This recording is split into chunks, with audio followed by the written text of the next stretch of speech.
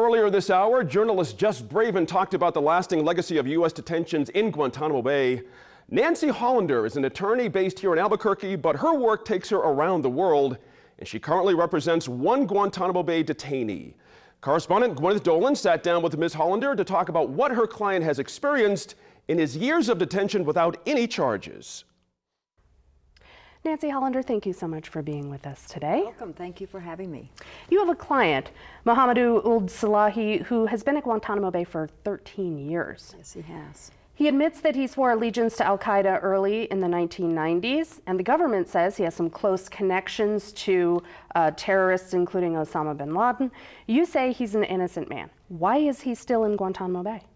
Well, he's in Guantanamo Bay because there are other innocent men in Guantanamo. He's never been charged with a crime, and he didn't actually swear allegiance to al-Qaeda. That's somewhat of a misnomer. He went to fight in Afghanistan in the early 1990, against the Soviet-controlled government there, which that fight in support of the Afghani fighters was fully supported by the United States. The United States provided funds, guns. So Mohamedou went there, and he ended up at a camp that was run by al-Qaeda. That was his connection. In his habeas hearing in 2010, which we won, where the judge ordered him released, the judge found that that was not the al-Qaeda that came in 2001. So there's really no link whatsoever. The government has no reason to keep him, and in fact has never charged him with a crime. So why is he not being released? Well, partly it's because the Obama administration made a concerted effort between 2010 and 2012 to convince the Court of Appeals, the District of Columbia Circuit Court of Appeals, to loosen its standard, to make it more difficult for anyone who was in Guantanamo to win their habeas case. So after that, the case came back to the district court, and it has sat there this whole time after he won. All the Obama administration has to do is stop fighting the habeas, and he would walk out of there. In fact, we have a petition at the ACLU, aclu.org/Free Slahi, asking the government to do just that. Slahi, now in his mid-40s, was an electrical engineer, educated in Germany. He speaks 4 languages. This is his recently published memoir, Guantanamo Diary. It's become a New York Times bestseller. It's become required reading at several schools. The manuscript, as you can see on the cover, was massively redacted, but all of this was eventually declassified. What does this memoir tell us about life in Guantanamo? This memoir was written in 2005. It took me 6 years to get it out, even in its redacted form. But it tells us about this young man, about his life in Mauritania before he went to Guantanamo, and about the torture that he was the victim of in Guantanamo.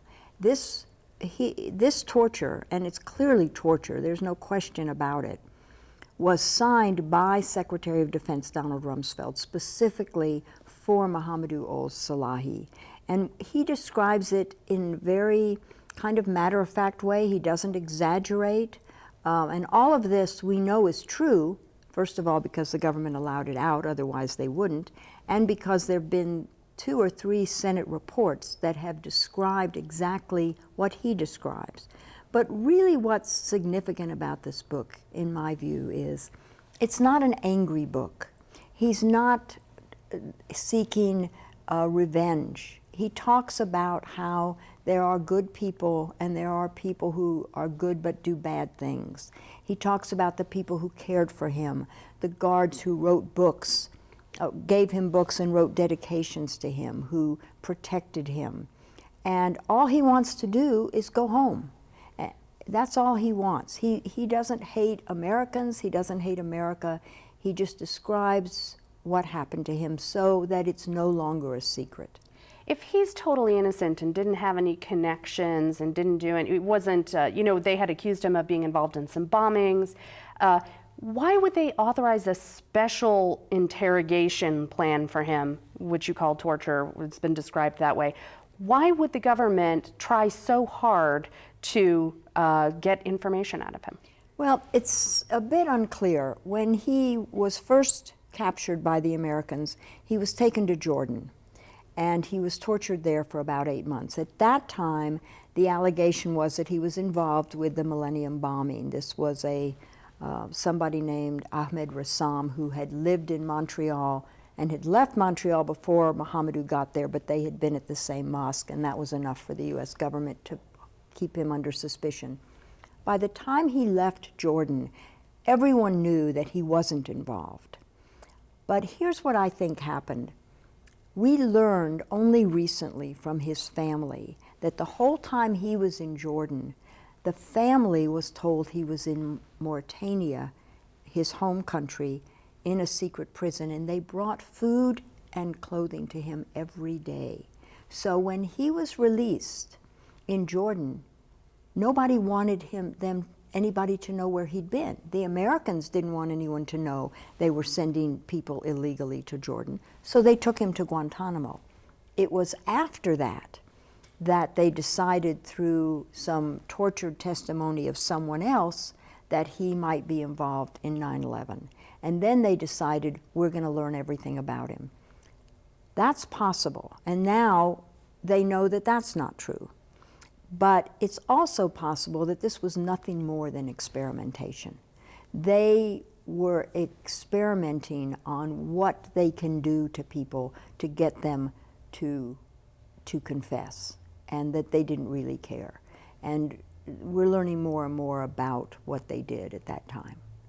I spoke earlier with Wall Street Journal reporter Jess Braven, who said the way that the United States has dealt with detainees at Guantanamo Bay and the system of military tribunals originally set up during the Bush administration have hurt our ability to bring guilty people to justice. Do you agree? I do agree. We have a perfectly good federal justice system, and we should use it. If there are charges against Mohamedou after all this time, then bring them, and we'll fight them, and we'll beat them, because they have nothing against him. But when they put people in Guantanamo originally, we have to remember the government thought there'll be no lawyers. They'll have no rights. And the Supreme Court very quickly said, no, that's not going to happen. But that was the plan. What they didn't have was any end game. They had no idea what they were going to do. And now they have these people there who they need to release, and they need to release quickly, and they're just not doing it. But if all of this is true and he's been tortured so terribly, how could we ever release these people if they weren't enemies of our state before? They most certainly have to be now. Well, maybe some of them are, but not Mohamedou. And you can tell that from his book. You can tell it from his book in 2005, which was right after the torture ended during that time. But also, he wrote an afterword in this book that he wrote in 2014. And he says, you know, if I've said anything false about anyone, I want them to tell me. And I hope we can someday sit down, have a cup of tea together, because we've learned so much from each other. That is who he is. There's no reason to believe that he is going to get out and do anything. He never did anything. The former chief prosecutor in Guantanamo, Colonel Morris Davis, has said quite recently, we have nothing on him, and we owe him. We need to take care of him now. Nancy, we just have 1 minute left. You've defended some notorious people charged with some pretty awful crimes, accused child rapists, accused drug dealers, WikiLeaks leaker Chelsea Manning. You're the real-life Better Call Saul, Better Call Nancy. But why do you do it? What do you get out of it? I want to believe that somehow I am making it safer for Americans, that we can understand our criminal justice system, that we will hold the government accountable, and that there will be some transparency in government. What all those cases have that's the same is it's about government secrecy. And if we have secrecy in government, we can't have a free society. And we need that, and these people are all entitled to have one person who stands between them and the power of the U.S. government, and that's my job. Nancy Hollander, thank you so much for being with us today. Thank you so much for having me.